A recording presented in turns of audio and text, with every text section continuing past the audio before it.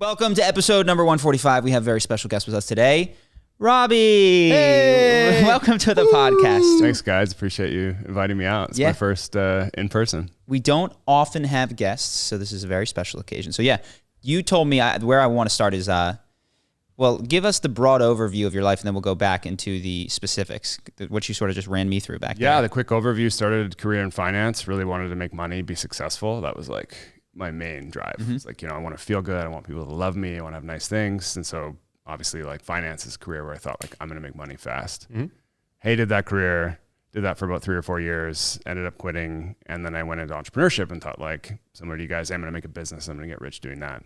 Ended up building this telecom company, 100 employees, venture funded, parents invested, felt like I was on top of the world, and business ended up failing. Nice. Yeah, really like enormous failure. Lost $25 million, had to fire everyone, personally went bankrupt, had to like move out of my apartment, sell my car. Crazy. I was 28, living back in my parents' basement. All my friends are becoming successful at this point. Felt like a total failure.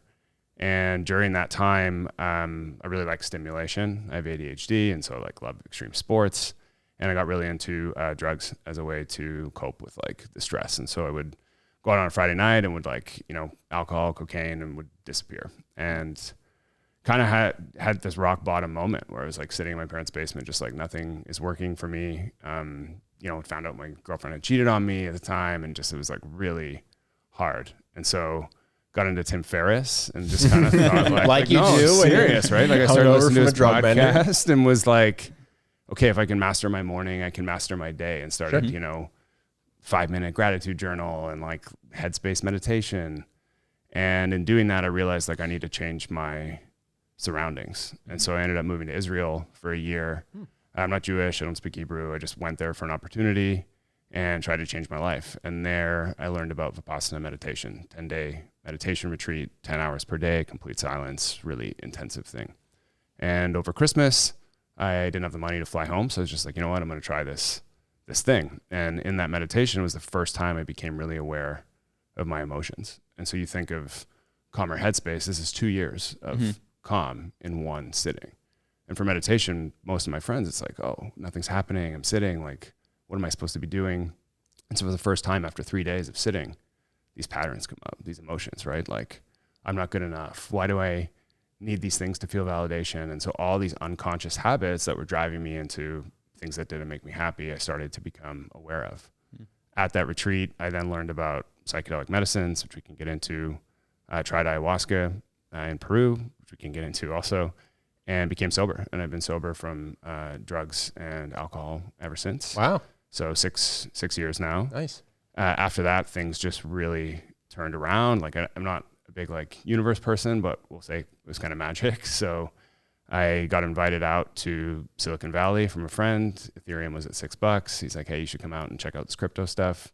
Joined the Ethereum Foundation, ended up meeting my wife, and my whole life changed. So all of a sudden, all this like financial insecurity, like I used to have dreams about investment banking where people were yelling at me and I like wasn't doing it right. Yeah. And I just felt like good about myself and confident for the first time. I was like around all these heroes I had in tech, and I felt like, wow, maybe I'm actually smart. Maybe I'm a good person. And my relationship with my wife grew.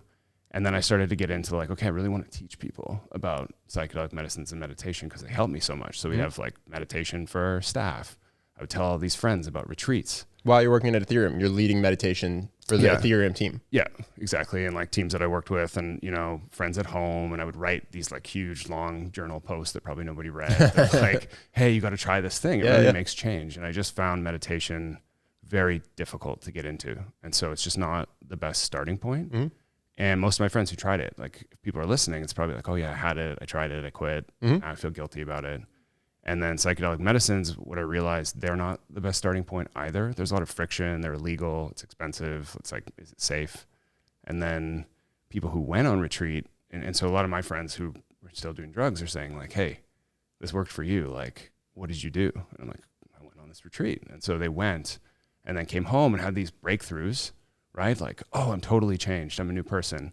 And then 3 weeks later when they're home, same job, same family, same friends, and it kind of that magic fades. Dude, my someone I know runs an ibogaine clinic for heroin addicts and Navy SEALs and stuff like that. And he says he'll get you totally clean physical dependence.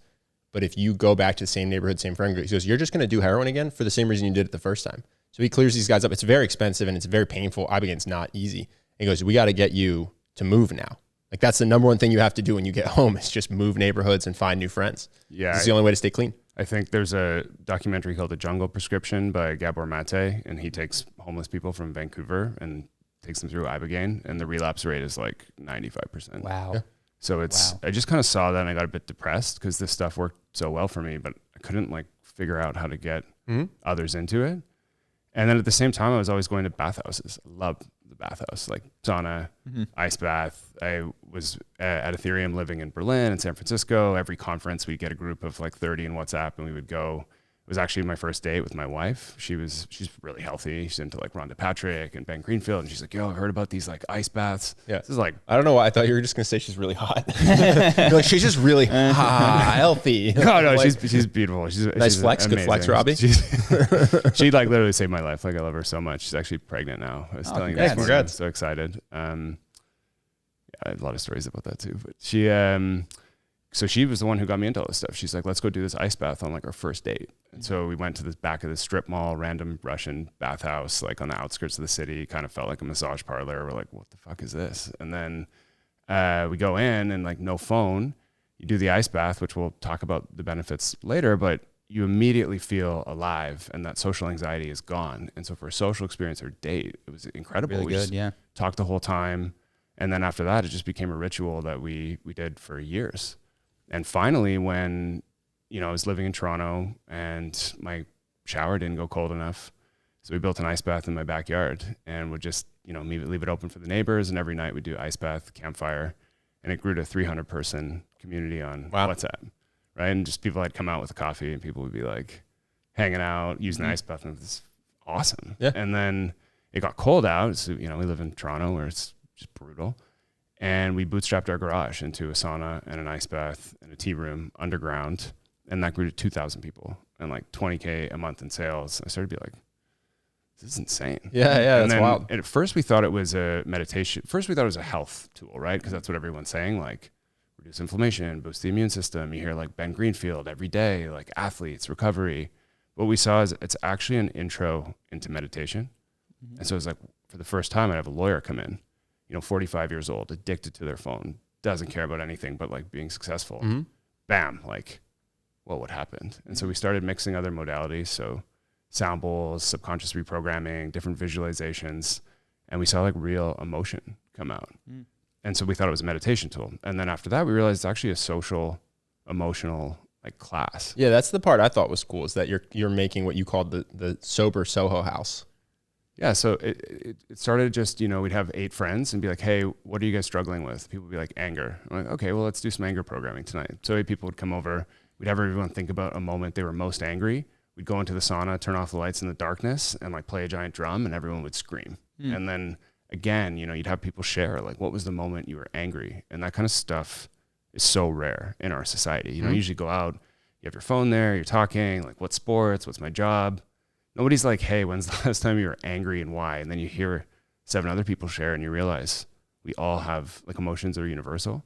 So that's when we started to feel like, whoa, this is something like really powerful. And we saw, people start dating. All of a sudden, one sauna session and 2 guys are going to Whistler together on a ski trip. And it's just like, this is really cool. So yeah, I'll stop there for a minute. We can see we can dive into it. Dude, there's a lot. Well, so one thing, this is not so much for me, but I think people who are listening, watching, you mentioned that you're sober now, but also you mentioned that you have these medicines. So I'd like you to talk about how you distinguish sobriety from like psychedelic medicine. And so this is a big one because a lot of people who are in AA, which I also tried, and great program, but didn't really work for me. And those programs were tough because I always felt like I'm sick. And so I'd go to meetings in like the basement of a church, or, if you go to a clinic, it's because you're depressed, right? So it's like when you talk about mental health, there's like a stigma. So it just didn't feel inspiring. So a lot of people in AA now are like, hey, I've heard about Tim Ferriss doing psychedelics. Like, I want to try it, but then am I going to break my sobriety? And people are asking me about that. And so I don't have an opinion on that because for everybody it's different. But for me specifically, I look at like substances in a triangle. So there's like chase, which is like cocaine, you know, that feeling, coffee, cigarettes of like, I want more, right? Mm-hmm. There's explore and there's escape. And so escape might be alcohol, come home from work, I'm stressed, I have a bottle of wine to just kind of zone out. And then there's explore. And to me, psychedelics fall into that explore bucket. So psilocybin, LSD, DMT, you know, ayahuasca, these aren't things that you take and then feel like, and you know when you've tried them, you're not like, hey, I'm going to do this again. Like, I just want to keep doing it, right? I think setting is big there. Because I know a lot of people will take psilocybin, MDMA, LSD, and then go to a music festival. And it's very much escape or just excitement. And so I think that's the other thing that's confusing to people, because I've done MDMA at a rave and I've done MDMA with an eye mask and a therapist. And the experience of the substance is wildly different based on your setting and your intention and things like that. Because I think for some people, they do MDMA at a party and they go, why would I ever do this on a therapy? All it's going to make me do is want to dance and touch people. You know what I mean? So I think I think even amongst the triangle. Well, no, his triangle kind of accounts for that, and that it's your relationship with the substance. That's what I'm saying. Well, just for people who are listening, who are like, well, wait, I've seen someone drop LSD at a concert. Why would LSD be explore? It's not explore internally as far as my experience with it. And I think that's an important distinction. Because for me, when I heard of ayahuasca, I go, oh, that's therapy. Straight up, you would never take ayahuasca and go to a party. But when I heard about MDMA therapy, specifically the first time I heard about it was couples therapy. I was like, well, I've seen couples go to raves. You just, of course you're in love. You know what I mean? Like there's no work being done. You're just like, oh my God, I love you. You're so beautiful. You're so beautiful. But it's very different in the setting of a quiet space, prepped and pre-framed for, I think, internal, therapeutic work, basically. Absolutely. And so that's really the explorers, right? Yeah. And so prep and integration, and we can talk about that. And then the other aspect is just like the danger. And so for psilocybin, LSD, ayahuasca, the danger, addictive, it's basically zero. Like you can take psilocybin microdose every day. It's completely safe. For MDMA and ketamine, they do have risk of addiction, and they are like, MDMA is actually hard on your body. Yeah. So if you're taking it and you're taking it frequently, there are risks. And so I would just put it in that triangle and then also look at the risk of the medicine. Sure. But so for me, as like somebody who's an addict, I know, you know, like if I'm watching Netflix, I can binge 12 hours. No problem. Like same, if I'm like ordering Uber Eats, I'm going to like crush the Uber Eats order, and I can like, I know what it feels like to be addicted and like really feel finally that like chase. And I've never had an issue with psychedelic medicines in that way when you explore. No, I wanted to get that out in front. So I have a ton of questions. I'm going to skip around to my interest because it's my podcast. So you mentioned that when you're in these saunas, you will do like an anger release. I'm hearing a lot of different modalities in here. You got the cold plunge, you got the sauna, you got the psychedelic edition. What therapeutic philosophy underpins that? Because I know that was like not always how people did anger. You can do talk therapy with anger. You can do family systems therapy. You can do that sort of expression anger. You can just bury it deep down until the day you die. You can pretend it's not there. So yeah, what informs your therapeutic integrative, like how you structure your classes? Yeah, so everything is around peak experiences that inspire state change. So we have a couple like key pieces. So one is just this idea that you can change your nervous system state on command. You can do that through hot, you can do it through cold, you can do it through breath. Like in under 10 minutes right now, we could breathe and we could turn on the fight or flight system. And like what that does is going to like give you energy. It's going to replace your morning coffee. You could also use a form of box breathing or 4-7-8 breathing, slow breathing, and move into the parasympathetic part of the nervous system. That's a rest and digest. So everything that we're doing, it's really teaching you how to change your nervous system state at will, whether you need to go up, down, or again, like a triangle, explore. And so when you're pushing these elements, the cold, you're starting to shut down that thinking mind. And so what we're trying to teach people in a way that's like fun and community driven is that all these thoughts you have, like your inner critic, that I'm not good enough, that what does this person think about me? You can stop that. And you can do it by getting into your body. So all the modalities that we pull from, we use them to stop the thinking mind and then get you to explore and process emotions. So it's really called emotional regulation. So if I said to you now, hey, let's do an anger exercise where you're going to bring up something that really bothered you in the last week. Maybe it was road rage traveling. Maybe your partner said something. Maybe it was your dog. Maybe it was like a work thing where you were frustrated. That's not a very fun exercise to do. You're going to be like, fuck that. Like, okay, what's this guy talking about? But if we did that exercise in a group of 50 in a massive sauna with a crazy sound system where it's like engaging all your senses and the heat is starting to weaken that thinking mind, it's all of a sudden you can like really go into those emotions, feel them and process them, whether it's with like a scream, some movement, something like that. So I think the key is like emotional regulation is the most important, but then it's putting people in the mind state where they can actually do that in a way that's fun. Yeah. And so you mentioned, I just want to, because this is something that I'm still learning in my own life. The belief is, it sounds like that emotions go unprocessed, meaning like something happens, you push it aside, tell yourself it doesn't matter, don't allow yourself space to scream, express, whatever. And so you're kind of going back and doing what might have been better done earlier in these sorts of things, where you're allowing people the space to scream or get angry or something like that. Is that the healing part of it? Exactly. That's a huge part. I mean, one part is just the benefits on the body, which you're getting anyway. So a lot of people are coming for that, expecting like, oh, I'm going to a Soho house to hang out with friends. And then they're like hit with a gratitude experience. Holy shit. But yeah, it's the idea that what are stored emotions, right? There's this idea of trauma. And so when we experience, frustration, fear, failure, rejection, especially when we're a kid, a lot of times it's too much for the mind to process. So your parents don't come home, and then you think, oh, I'm unlovable, they don't love me. And that emotion is so difficult, it gets stored in the body. There's a lot of research around this called like somatic completion theory, the idea that you have these emotions stored in the body and you can process them. Now, in our life, like think about the average day, people listen to your show, they're probably like a lot of type A entrepreneurs. What am I going to do? It's like, I get up, have coffee, start working. I have my 1,500 tasks. There's no time in that day for emotion. It's just like, boom, I'm in fight or flight. I'm like ready to go. And so I think what's really important now, especially for people with cell phones, you wake up, you check your phone, you see your emails, your Discord notifications, your Slack, that's just never ending. And so the idea is, can you allow people space where they can move back into that parasympathetic, which I mentioned before? And that's the part of the nervous system state responsible for like, you're laughing, you're having sex, you're connecting, you're hugging, you're having dinner with friends. Like it's that part of our nervous system where we find meaning. But we're so jacked up in fight or flight because of cell phones for the most part.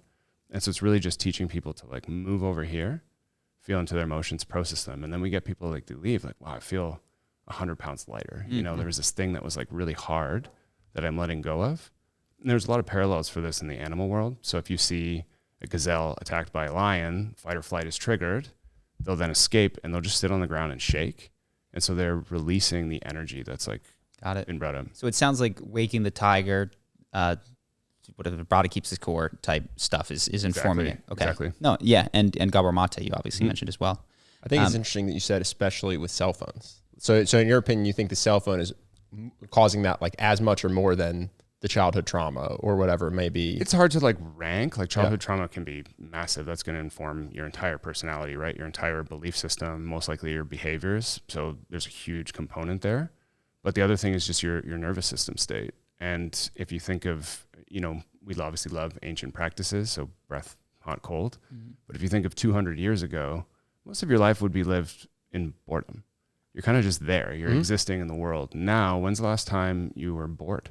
If we were sitting here, I bet we'd all have checked our phones 5 times, So it's just consistent stimulation. And then if you're using something like Instagram or TikTok all day, it's just like dopamine hit, dopamine hit, dopamine hit. So we're just so stimulated. Yeah.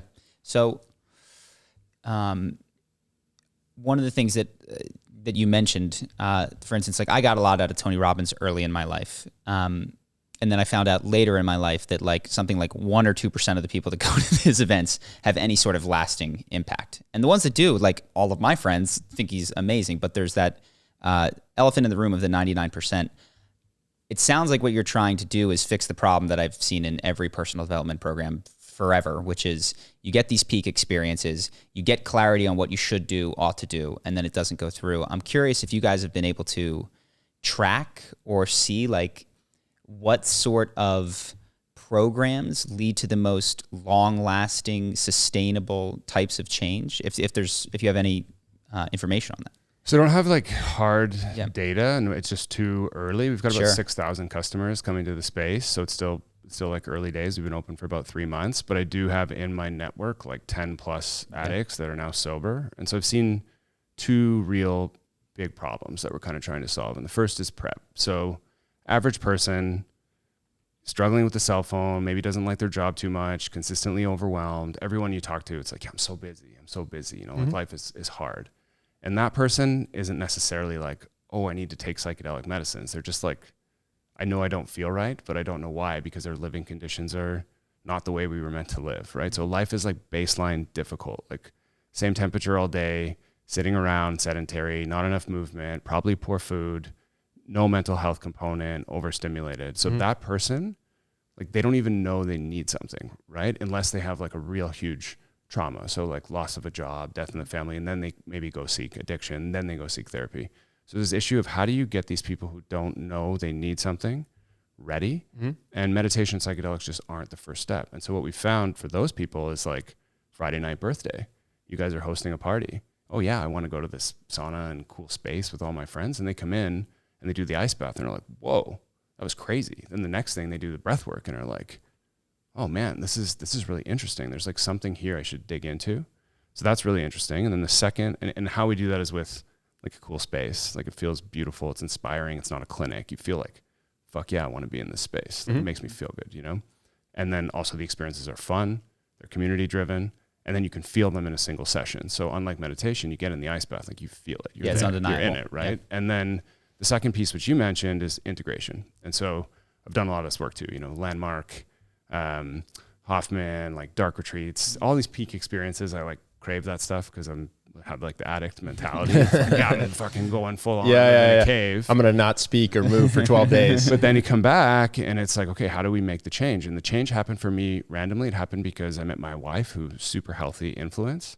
And I was at rock bottom. So I like committed that I wanted to change. And then I had a nighttime outlet. And so what was so good about the sauna and ice bath was, you know, people come back, they start drinking again, they go to a bar. So it was really having a community of people who are interested in psychedelics, meditation, personal growth, all these things together. And we've seen when you have, like you mentioned it this morning, it was just having fun, right? And so it can't just be all work, which you might go to Tony Robbins and you come back and you're in it for a bit and then you're like, hey, this is just work. It's like, how do you combine mental health and the work with something that's also fun? And I think that's really the hack that we're seeing. So the people that come and they use the app daily and they come to the space 2 or 3 times. The app is a breathwork, guided breathwork app. Yeah, and so it's again like this idea you can change your state in under. You could shout it out if you like. It's called Othership.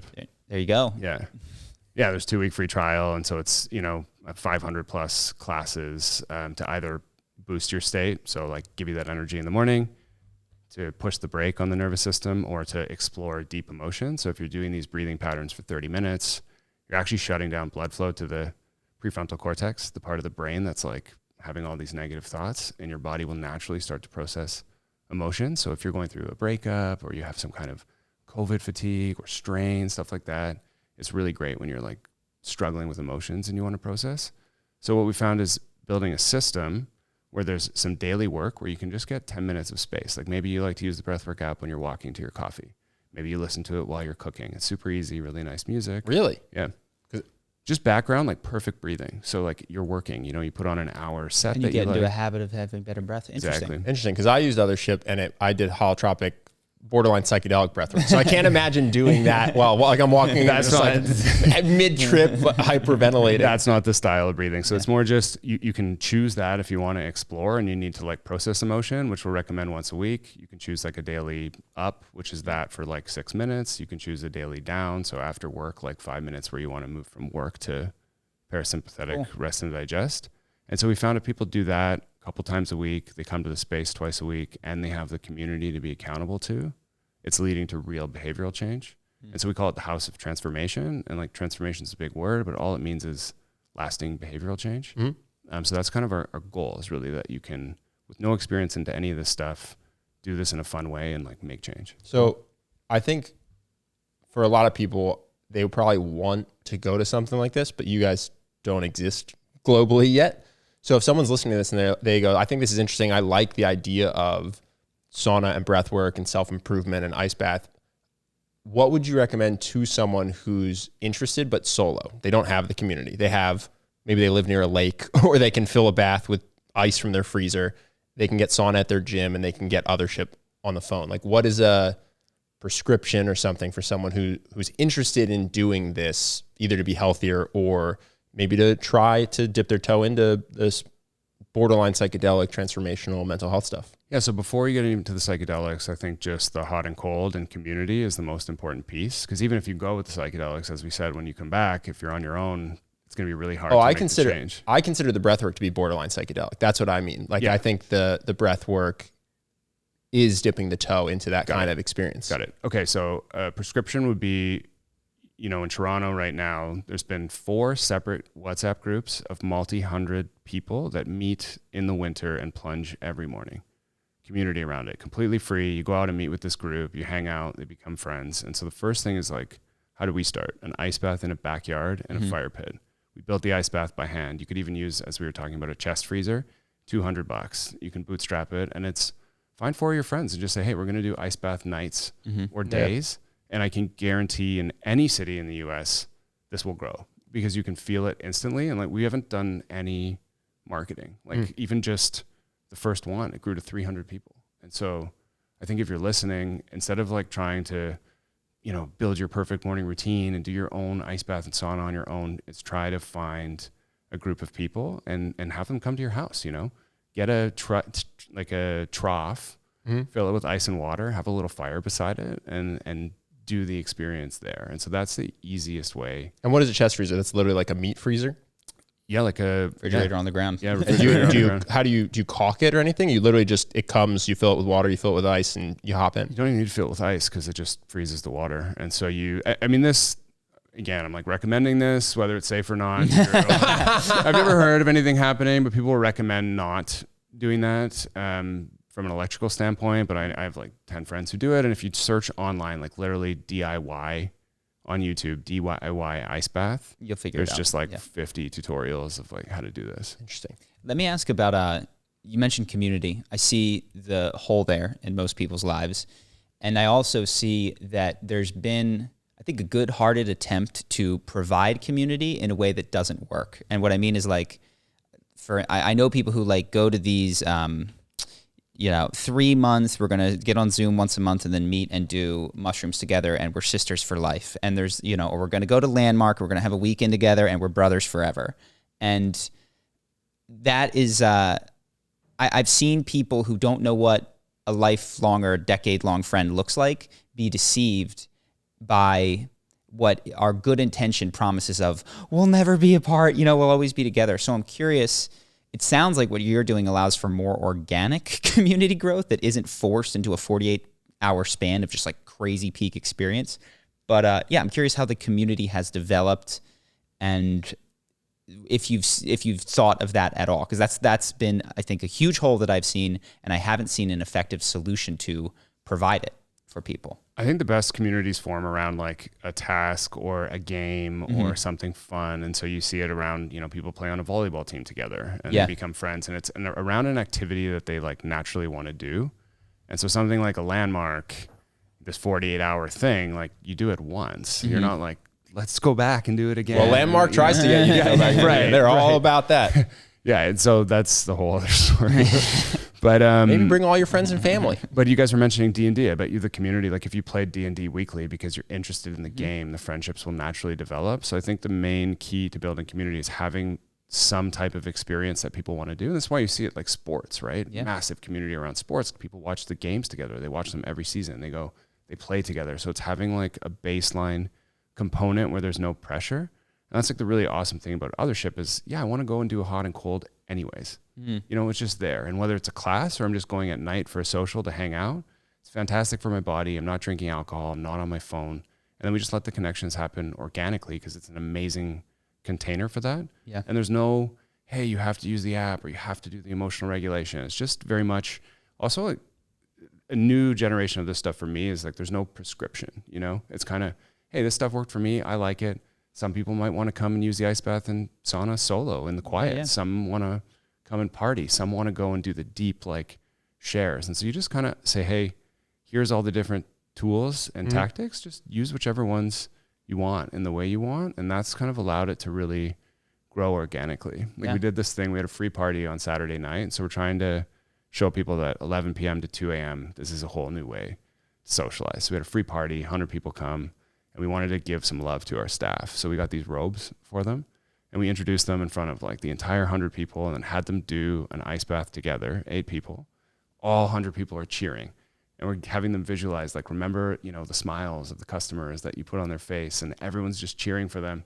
And then they get out and we robed them in the robes to dry them off in a bit of a ceremony. It was so fucking like cool and organic, and just people like, wow, I've never had people clap for me, like 100 people. This is like, I feel like I'm playing some kind of sport. Yeah. So I think it's just like funky, organic ideas and not forcing it, just letting it kind of happen. I like that because I've asked myself, the thing that we have been unable to effectively do is to form a charisma on command community. Because like charisma, confidence, people want that as a not necessarily even primary pursuit. They want the friends or the girlfriend or the boyfriend or the whatever comes after that. And I've asked myself often, you know, as a business, how can I provide that for people?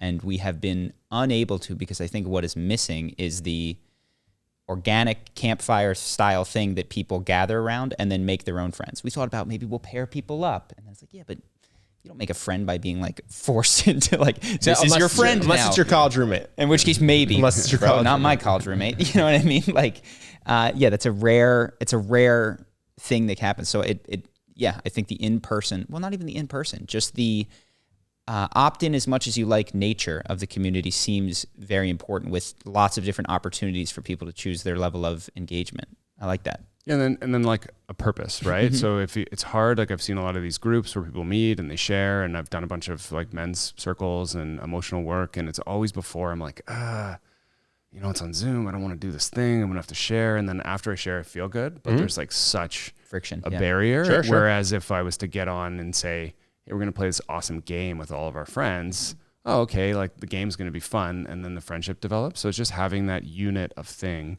that's exciting to get people around, and then facilitating the conversations around that. Yeah. I mean, that's effectively what subreddits are and Twitch streams are. It's like, I'm here to watch my favorite streamer, and then you see that people make friends in the Twitch stream. So I get it. It makes sense. I like that. I wanted to go back a little bit and ask,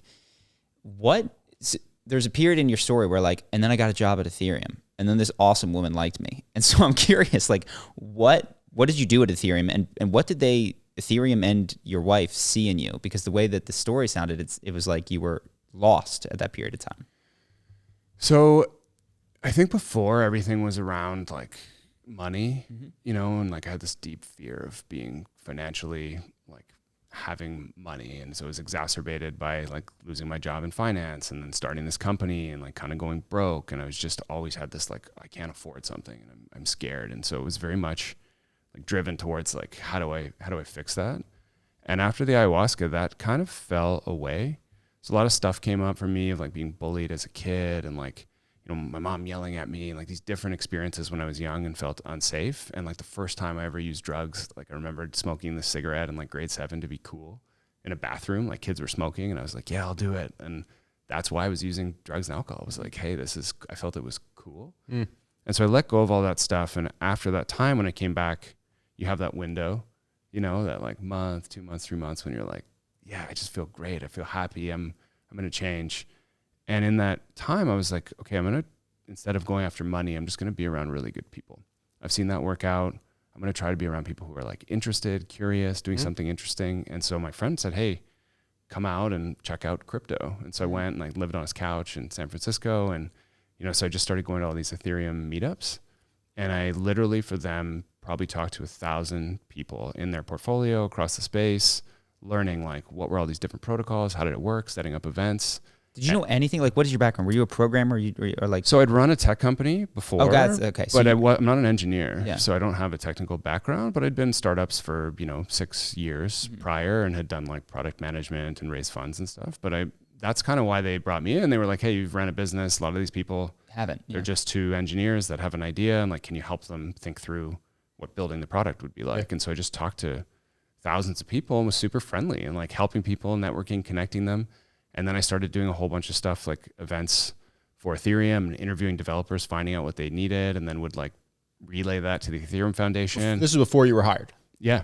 I just actually worked for free for like 9 months. Wow. And so I was just kind of, hey, this seems really interesting. I should check it out. And then they were like, why is this guy doing all this stuff? But that's, what if we paid him? It's so interesting. If you want the job you want, like for me at least, working for free and just having no expenses and living on a couch was what did it. I got to meet all these great people. I learned a ton about the space. I found where I fit in, and you would never, if I had applied for any of those jobs, like no chance. Well, what I think is fascinating is that you unsolicited worked for free without their permission. Because I think what a lot of people tell people to do is, if you want to go work for Charisma on Command, email them an offer to work for free, which is a completely unsexy offer. Like that means nothing to us. Hey, I have no skills and I want you to train me and I'll do stuff that's not helpful, quote unquote, for free. So I'm just like, no, thank you. Good luck on your journey. You didn't ask permission and stuck with it. And we're helpful many months until they looked over and said, oh, this guy's been producing value. Not offered to produce value, but actually done good work. That's interesting. And I've never heard anyone else do that. Everybody else tends to go the route of send an email, which is not an impressive dedication to the cause. Yeah, and the way to do that, it's actually pretty easy. Like if there's a field you're interested in, go to a conference, talk to as many people there, and start asking them, what problems do you have? And when I would do these interviews, I would say like, hey, what do you need help with? And someone would say, oh, we're really struggling with security audits. And then it was like, well, I just interviewed 5 security auditors, so I'll connect them. Then it was another person, an investor, like, oh, I'm looking for these type of protocols. And then I would talk to the protocols, and they're like, oh, we're looking for investors. And so, did you have a spreadsheet of these people? Because that's pretty impressive to be connecting strangers via conferences. Yeah, so I did a couple things. So conferences was one where you can like go in and meet 100 people at once, right? So you can go to every single table and talk to people. And then because my friend had started Polychain, I could use that name. And so I was like, oh, I'm helping out at Polychain. And that opened a ton of doors. And then I went to him and said, hey, I'll interview every one of your portfolio companies and just see where they need help. And again, this is like Ethereum is sub $6. Crypto's not a huge thing. Yeah. Everybody's super friendly. How many people worked at Ethereum at the time? Not very many. Like the foundation itself, probably 50 to 100. It's very, very lean. Most stuff happens outside of the foundation. But if you want something, like find where you can add value and just start. And even like for us, for same thing you said, for my company, if someone came to me and said like, I've noticed your blog and there's 5 articles I want to write, and like wrote the 5 articles and sent them, and be like, okay, media job. Like that's amazing. And that's not even that hard to do, So if someone came to me and said like, oh, I want to go and interview 10 of your customers. Here's a bunch of customer interviews I've done before. I read these 3 books. I'll interview your best customers and like film it and put together stuff. I'd be like, yeah, absolutely. And so usually, especially early stage companies, there's something you can help with, and just being like hyper aggressive, asking what problems people are having and then solving those problems. Like even to this day, one guy I introduced him to some funding, right? It was maybe like 20 minutes of work. He ended up selling his company to Coinbase and made $300,000 for some advisor shares that he gave me just because like I was a nice guy and made an intro. So like this kind of stuff, especially it's also important to choose the space. Yeah, I was going to say, crypto was a good call. Yeah, so pick something you're like interested in. And that was interesting too, is, I went in that space and I did that for 4 years. And right at kind of the peak of my career when everything was exploding, I actually left. And I left because in the hot and cold, it's a product I used every day. And in Ethereum, I was building community, doing events, like talking to people all the time, building network, helping people, but I wasn't building product. And so I'm not a coder. And so it didn't feel like I was like really in it in the same way as, I use the sauna every single day. I do breathwork every single day. I would do this I actually did start doing it for fun. It was not a business. And so it just felt something in my heart that like this I could do forever because I love it. And so when you're choosing something, Ethereum was to be around good people, and it definitely accomplished that, but it wasn't filling my soul in the way like I wanted to create something. And so it led to another change. Sure. Let me know if this question doesn't make sense. So what is your business relationship with like mental activity and like heart or soul? Like how do you make decisions, hire and fire?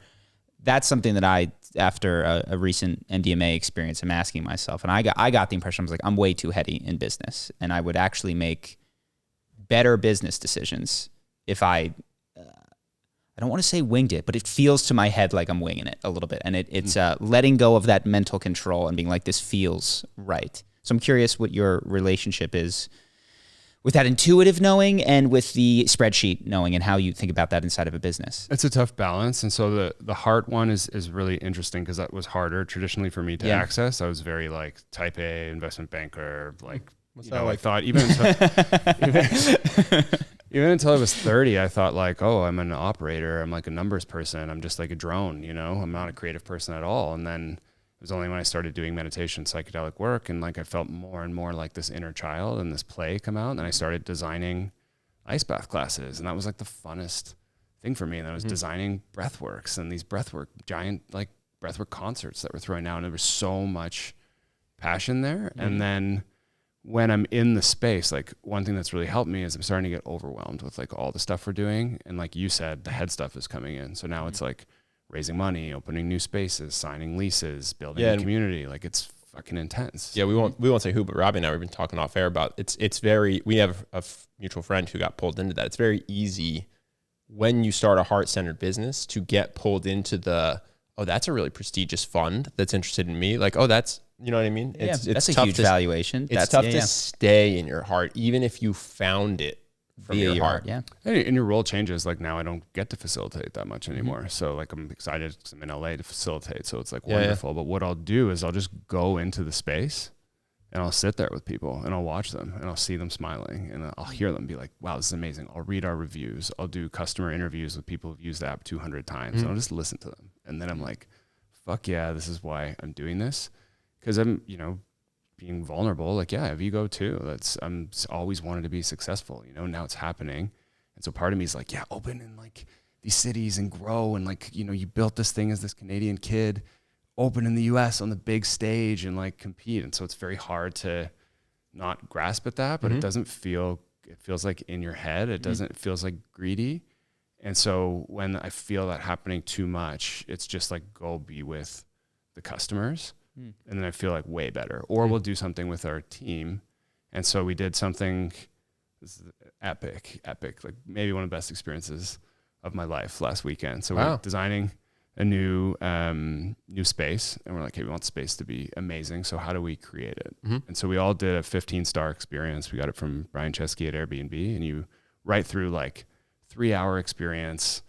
Person comes in and they get their blood taken. Based on their blood, there's like a personal shaman who like guides them through. And the cold plunge is actually all like a virtual glacier of ice, and everyone dives in together. And the sauna is a massive coliseum. And you write down like the fanciful, and it opens your mind to new ideas. And then once you get that, you set the tone, you find inspiration. So we'd look at, visuals from modern art, industrial design, nature. Then we all went outside at night and we did a massive, identity reduction, so all in costume. So you're kind of like forgetting who you are. And then we did a drum circle with a 2-hour guided drumming and breath work and some psychedelic medicines and mushrooms. And it like blew the whole team's mind. So 10 of us are there, like, this is how much we care about the product and creativity, that we're going out into the woods for a weekend to like do this together. And it was amazing. So stuff like that too can be really inspiring if like the whole team gets together and like calls in like how important this is. So that was like a really amazing moment. So it sounds like you've got this team that is super passionate about that. How did you?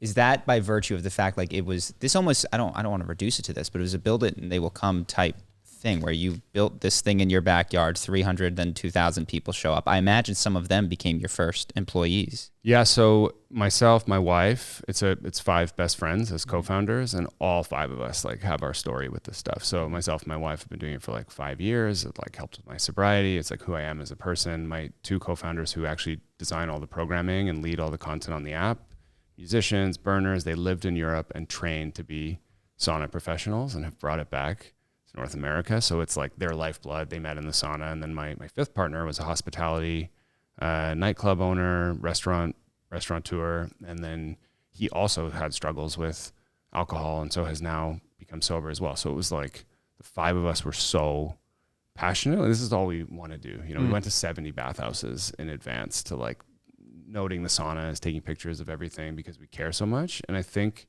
when you care that much, people see it and they want to be part of it. And so I think we're at 10 like full time now. they've all come to us. And it's been people like who, you know, our new guy we hired, he had a breakup last year, really gnarly, got into cold, was doing cold on his own, built his own sauna, was taking the sauna down to the lake and like guiding people through.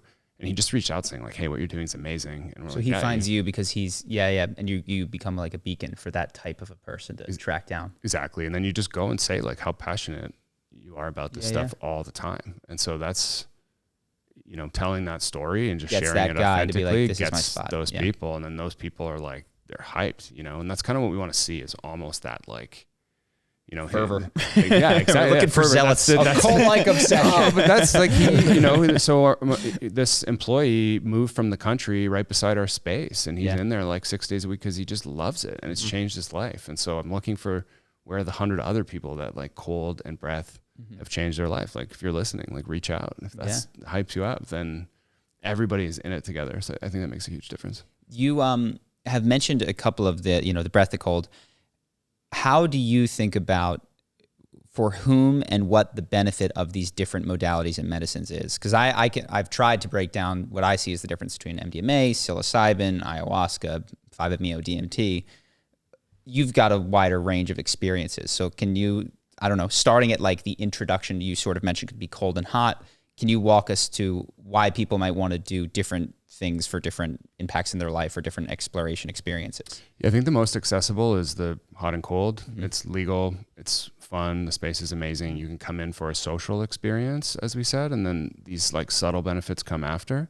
So when people come the first time, we really just want to explain the why, like the science. So a big difference between us and other wellness, like on the woo scale, we're very low. We're like very much, here's the science of the hot and cold, what's happening in the body, and here are the emotions you want to regulate. And everyone understands emotions. They're universal. So it's very accessible, whether you're an engineer, you know, a banker, whatever you do, it's accessible. And would you give different people different protocols in terms of how much time in the sauna, how much time in the ice bath? Like, do you have, or is it one size fits all? Yeah, so there's sort of like an intro class that we recommend, which is called a free flow, and you just come in and use the space, but there'll be 2 guides, and you'll have the guide. And by the way, I think you said this off air, but your sauna is like massive. It's like a 30-person yoga class it's sauna. 50 person. I think it's the biggest in Toronto for sure, and then the new one we're building is 90, and so it's like a stadium. Like it's massive. Like the stove would be the size of this entire thing, and there's, you know, 2 guides in there, and they're putting essential oils on the stove and spinning towels, and there's like a massive sound system, like you're in a fitness class. Like it's a full-on experience. Like sometimes they'll turn the lights off and be completely dark, and everybody will be screaming. Yeah, very cool. But I'm thinking more for the guy who gets, or the person who gets their own inspired by sauna. this and buys the $200 So you thing. said 190, like, right? Yeah. So now I've got my sauna and I've got my ice bath, and I want to do this in my community. How long do I tell people to get in the sauna for? How long do I get in the ice bath for? Do I bounce back and forth 6 times? Am I just doing one long sauna and then one long ice bath? Like, absolutely. So I'll give some stats. And again, what's important is that it just becomes a habit. And so you'll see people like, oh, I'm going to do a 5-minute cold shower. I'm going to do it. And then they never do it again. Yeah. And so in that case, better to just start off with 30 seconds. So first thing you can do if you're at home, you've never tried any of this, is start with just cold showers. So how do you do that? You get in, wash, shampoo, warm, totally normal. When you're ready to finish, crank it to cold, like full on, and you'll create a fight or flight response. Your body's going to like, and you, through 3 breaths is all it takes, as slow as you can on the exhale. And so we can do one now. If you just want to, like, everyone's listening, just take like a breath, inhale through the nose, just scrunch your shoulders up, feel the tension, and a nice long slow exhale with a sigh. And so if we do 3 of those in the shower, that's enough time. And so what you'll start to feel is like that fear around the cold, it fades. And so the goal is to do that for 7 days. After 7 days, you'll start to be like, wow, I crave this. I'm alive. Like I don't need my morning coffee. I'm ready to go.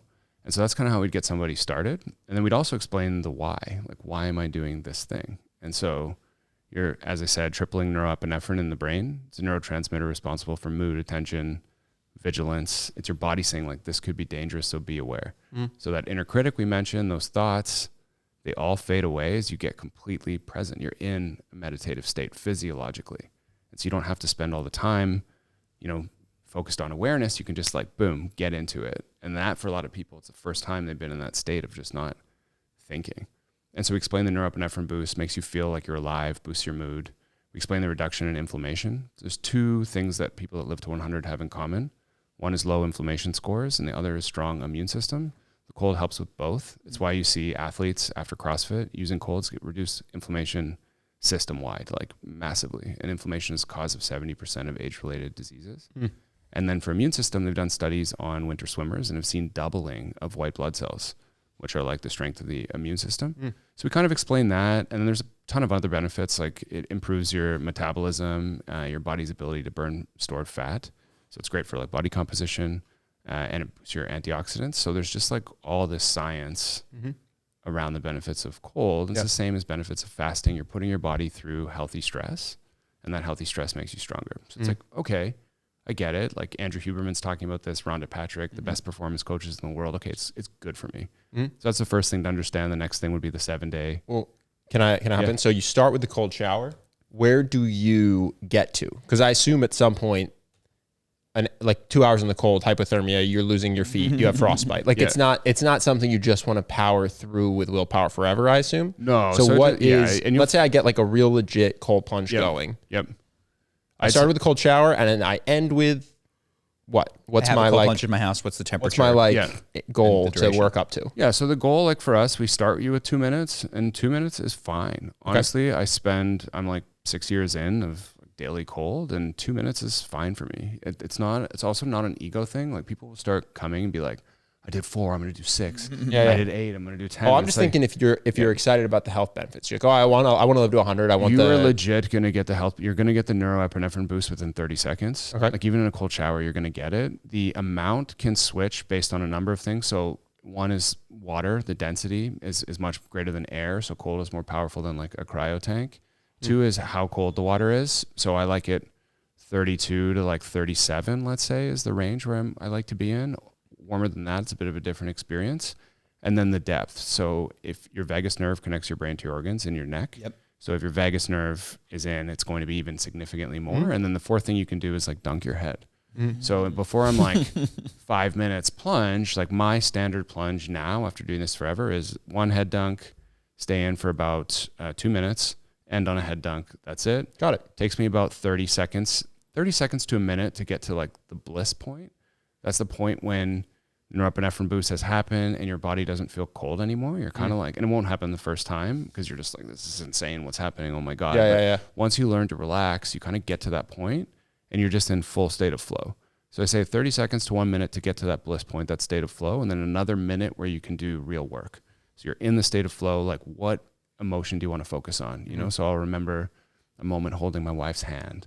I'll remember my proposal to her. I'll remember her smiling. I often think of like love for her, and I'll spend that 1 minute emotionally regulating. And that can be anything. It can be feeling bravery, compassion, forgiveness, any feeling that you want. And then that's like a fantastic stack. So 2 minute ice bath, first 30 seconds catching your breath, about 1.5 minutes to a minute of, you know, some type of meditation or emotional regulation, and then get out. And that's great. And if you did that, what's recommended by Huberman, I think, is 8 minutes a week. So kind of, let's say 4 ice baths a week to maximize the benefits. And then in the sauna, it's like 60 to 80 minutes a week. So let's say like 4 15-minute saunas at about 180 to 190 temp. Okay, interesting. So you do sauna, 15-minute timer at 190, and then you're good. I'll do a sauna at 190, ice bath, and then another sauna. I like to end with a sauna. It depends. 15 minutes each time in the sauna? Oh, 15 and you'll bounce 20. back. So that's a question that I'd had is, like, are you killing the heat shock protein benefit of the sauna by jumping right into a cold plunge? So it's better definitely to wait. Like the longer you wait, the better. Like your body's overheated. That's where the benefits are coming. But so, you know, after years, it's for me what works. If you're really gnarly, you can start with the cold, you know, just like boom. One, you can also just use the cold on its own every day. You never habituate. It's not dangerous. The sauna, you need to be a little more careful with that heat because you get dehydrated. So we have like Element, amazing, you know, salt product for hydration. It's a James Murphy like D2C product. It's an amazing product. Rob Wolf. I know someone who either started it or works there. And so it's a great product. So if you're using sauna, like, you know, 3-5 times a week, you want to just be careful about hydration, checking the color of your pee, because it's stress on the body. But so I'll generally would do, if I'm feeling like really pumped, you know, it would be ice bath, sauna, and in about like an hour time period. And then if it's at night, I'll usually end on the sauna. If it was in the morning, it's nice to end on the ice because you feel energized and recharged. But like a really good stack is just not worry too much about it. Go in the sauna about 15 minutes, feel it. Wait a couple minutes, ice bath. Wait a couple minutes, sauna, good to go. The timing in it is an interesting thing because I've followed some variety of experts over the years, or quote unquote experts. And you'll see people say, no, you should sauna first thing in the morning. You should ice bath first thing in the morning. Then you see the same thing. Oh, you should ice bath right before bed. It's like, well, are both of these true? Is one of you dead wrong? Like this feels like an area that science hasn't spent a lot of time looking into because you can't patent ice water. And so it's just interesting because I don't know if you have an opinion on it, but I've seen people say this is best at night. This is best in the morning. Like, are they both true? Does it matter? Honestly, like it's like if you're exercising, if you're exercising, it's good. So like, don't get too in the details of like when. It's just like, look, get your 8 minutes of cold a week, get your 60 to 80 minutes of sauna. Well, that's why I wanted to ask because I know some people in the audience are definitely I'm going to push to like whatever. If you tell me it's 30 minutes, it's 30 minutes. And even if you tell me if it's 2 minutes, I'm going to try 30 minutes in the ice bath. So I think it's good to just get in people's consciousness. Like that's unnecessary, potentially even harmful, Yeah. So I think, it's good. It's good to know where the MVP is. And so Pat, I think I understand ice bath, sauna. What about breath work, ketamine, et cetera? Not just what is the protocol, but what do you see as the benefits of those and why would someone want those in addition to whatever they're doing or instead of something else? Yeah, so breath is really interesting, right? Like we take 25,000 breaths a day. There's this amazing book on the whole topic by James Nestor. If you haven't read it, it's just called Breath. It's like, will blow your mind. But basically 90% of people are breathing poorly. Mm-hmm. And so a few things. One is sedentary lifestyle. 2 is looking at the phone all the time. 3 is acid forming foods. So processed foods, they actually cause us to overbreathe. They change the pH balance in the body. Especially if you're eating them at night, it causes what's called mouth breathing. When we're doing this, when we're over breathing, our body is not actually absorbing oxygen to its full potential. So if you're feeling fatigue, trouble concentrating, oftentimes, which is unknown by the general population, but breath is just as important as diet, exercise, sleep. It's the 4th pillar of health. And so there's this test you can do called the Bolt score. You breathe in the morning, you breathe out, and you hold on empty, and you see how long you can go until your diaphragm contracts. And if that's under 20, so you can just Google like Bolt score test. We have one in our app also. But if it's under 20 seconds, it's a really good indication your body is not absorbing oxygen efficiently, like in your organs, your tissue, your brain. And so starting baseline that like, hey, your breath controls your entire nervous system, circulation, hormonal response, immune system, your emotional state. And so you start to teach people that and they're like, whoa, okay, this is a tool I can use that's free, that's here all the time, that's impacting my entire life. So that's sort of the reason of like why a good breath routine or like habit is important. But then like what can you do with the breath? And it goes back to that triangle of, hey, in the morning, as part of my morning routine, I want extra energy. Or it's before a podcast, I want to get hyped up. That's what we should have fucking actually done. Done like a 6-minute one off the app and then we could talked about it. But yeah, you're kind of feeling nervous and you want to like feel in the zone. So you can use breath for that. The other, which I really like, is after work, I work like 14 hours a day, and then I'm just looking at the computer. I go to hang out with my wife and I'm just thinking about all the tasks and stuff. I'm not even a human being. And so I use that style of breathing to get into the parasympathetic to kind of just be there. So it sounds like you use the breath work a lot for state change. Yeah, like exactly. State change and state choice. Exactly that. And so each day, you'll have times when you want to ramp up, you'll have times when you want to ramp down. And then once a week, you might want to process emotions. And so once you've come and done the hot, cold, we're actually teaching you about breath in those. So we're doing breath work in the sauna. In the cold, we're teaching you those long, slow breaths I mentioned. And that's teaching you when I'm angry, I have that fight or flight, I can really move. And it's just such a nice tool. And we pair it with really good music. So it's not like, this meditation thing that's hard. We're trying to make it part of your life that's fun. So it comes like hot, cold, then I learn about the breath. I download the app, I use the breath. Then we try to do these breathwork concerts where we'll have 100 people come. And it's kind of the future of social where alcohol is not involved. And it's really tough. I imagine your listeners in their 20s, 30s, go out at night, you feel anxious. Most people feel anxiety when they're out in a social situation. I want to go talk to that girl. I need alcohol, I need courage.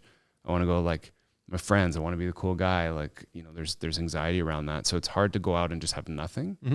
And so we came up with this idea to use breathwork as like the social lubricant. So we'll have these events where people will come, they'll break into groups, they'll do a little group share. We'll talk to them about intention, they'll set one, they'll do some journaling, and then they'll do these like 2-hour breathwork sessions with live music. Wow. So it feels like you're at a concert.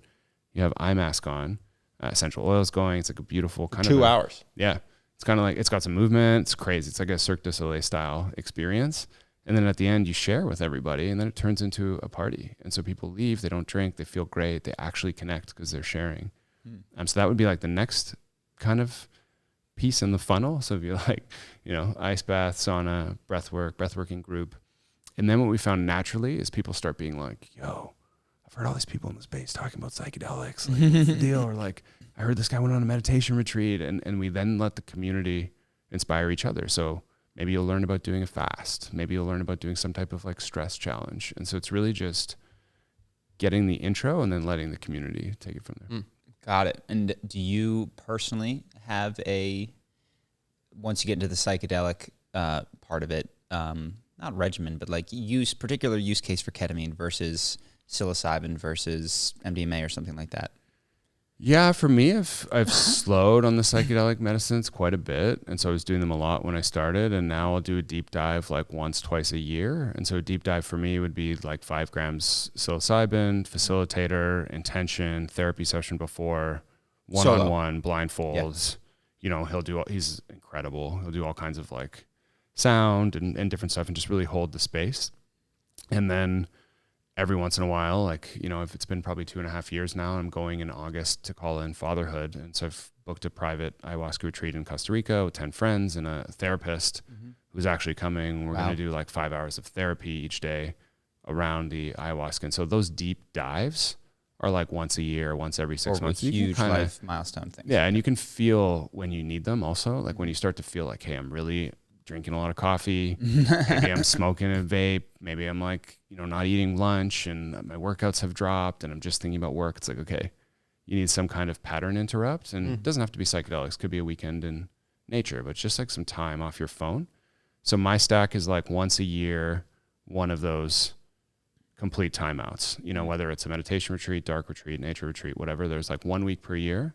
I also do 1 weekend per quarter, where I try to go like we just did this one with our group, and it was no phones, 1 day per week. I'm not like doing very good at that now, but that's pretty good if you have like 1 day, no phone, no work, and then a few hours each night. So that's like a really good one to think about.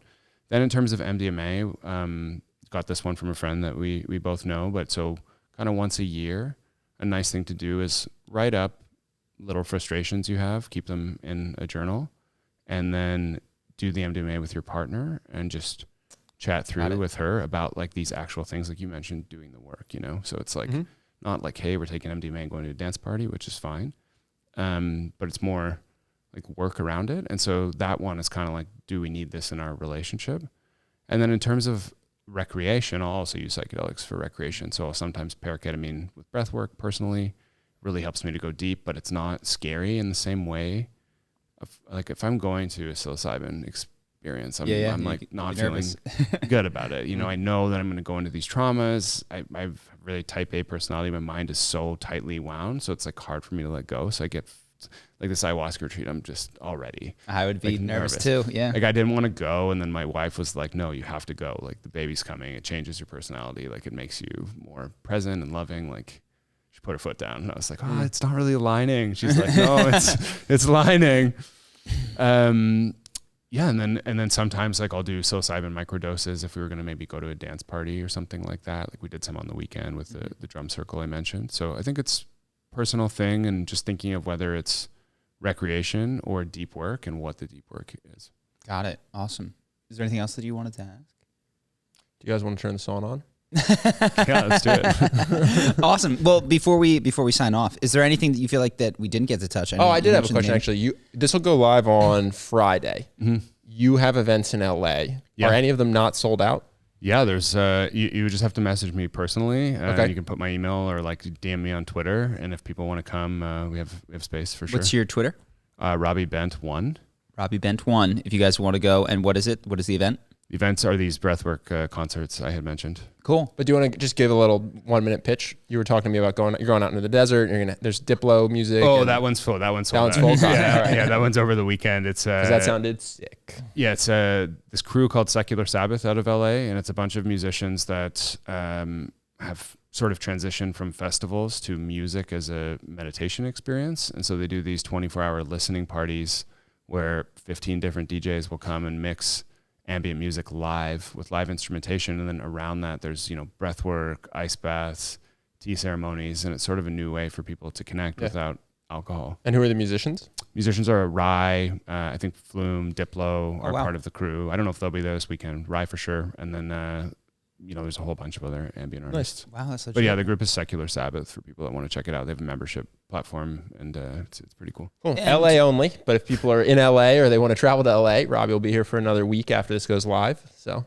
And Othership is on the App Store, correct? App Store, Google Play, whole deal. If you're in Toronto, message me. Anyone who's listening, message me. I'll gift with a free pass, and then we're coming to New York and LA hopefully in the next year. Nice. Every person I know that's gone to the in-person stuff has loved it. Like, not just had a mildly good experience, but raved about it. So we'll have to get you guys up. That could be the next episode. Toronto, I don't know. If you can get Charlie to Toronto, that would be truly incredible. Genuinely incredible. That would be on par with, God, when do I leave my house? Like twice a year. So that would not be for impressive. Thanksgiving or Christmas or Easter. Awesome, Robbie. Thank you for coming on. Hope that you guys have all enjoyed this. Yeah, man. And we'll come kick it off air now. Yeah, for sure. And we'll put your contact info in the description and stuff. So if people want to reach out about anything, that's where it'll be. Awesome. Beautiful. Thanks, all right, Robbie. Thanks, people. Bye-bye.